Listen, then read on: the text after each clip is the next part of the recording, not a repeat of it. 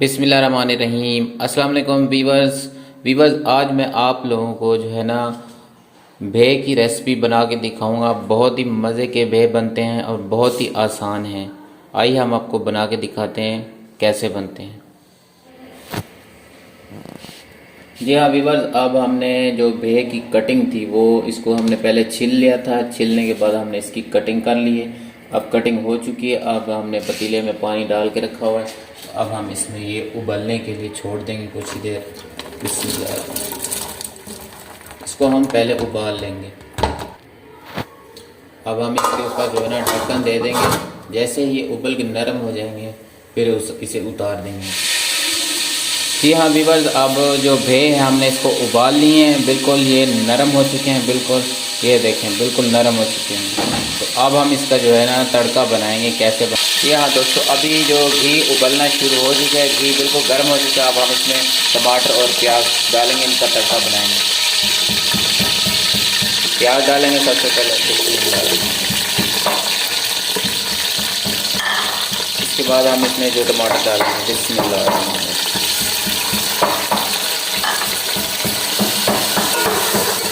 अब इसमें जो इसका हम सबसे पहले तड़का बना लेंगे।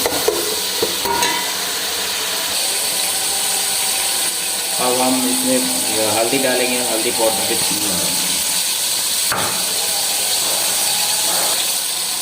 अब इसके बाद हम इसमें लाल मिर्च पाउडर डालेंगे,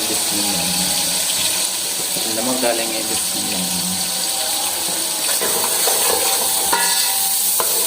हम इसमें जो है ना लहसुन, अदरक और सूखा धनिया हमने इसको एक ही जगह बारीक और कूटा हुआ है। अब ये डालेंगे।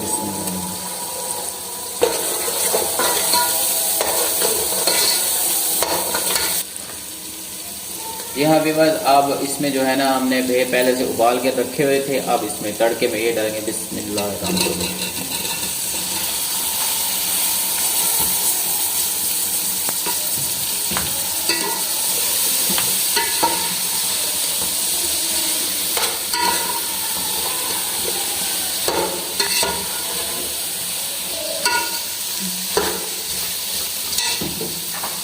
जी हाँ व्यूवर्स, अब इसमें जो है ना हमने सब्ज़ धनिया डालना है, बिस्मिल्लाह।